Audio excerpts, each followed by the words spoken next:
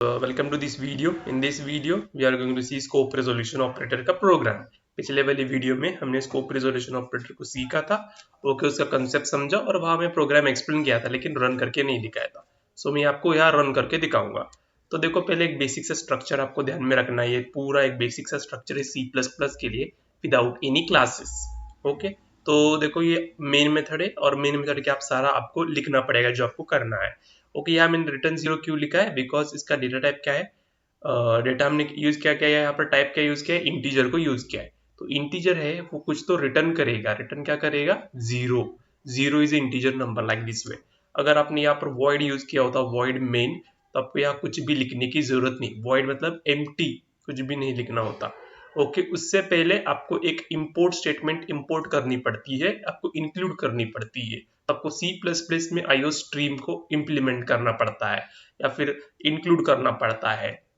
सी में आप studio.h, conio.h को यूज करते थे, यहाँ पर आपको IO स्ट्रीम को यूज करना है।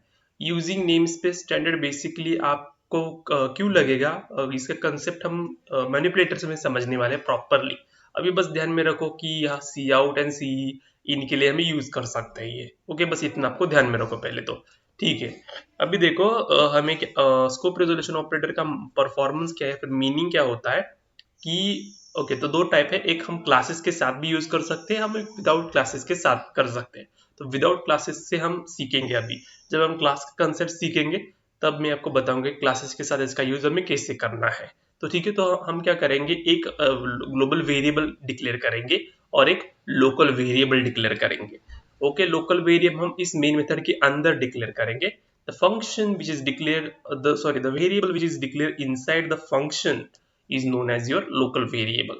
Okay, and the variable that is declared outside the function is called a global variable. तो देखो हम एक वेरिएबल डिक्लेयर करेंगे, देखो इंटीजर a, और इसमें हम वैल्यू स्टोर करते हैं 10। ओके, सो ये हमारा a क्या है? Integer variable. कौन सा वेरिएबल है? ग्लोबल वेरिएबल है। और इस मेन मेथड के अंदर भी हमें कुछ तो वेरिएबल डिक्लेयर करते हैं, integer a is equal to 20। ठीक है, अभी स्कोप रिजोल्यूशन ऑपरेटर का कब यूज होगा? जब local variable and global variable, तो ये ग्लोबल वेरिएबल है और ये लोकल वेरिएबल है। तो ग्लोबल वेरिएबल लोकल वेरिएबल का नेम सेम हो और आपको फंक्शन के अंदर आपको ग्लोबल वेरिएबल को प्रिंट करना है।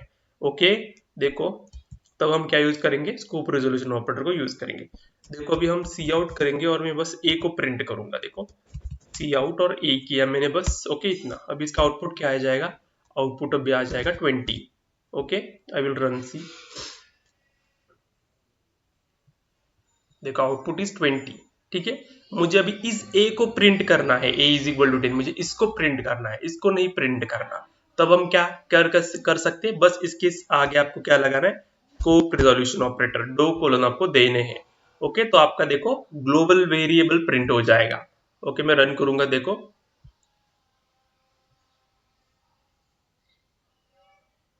ओके, थोड़ा सा टाइम ले रहा है।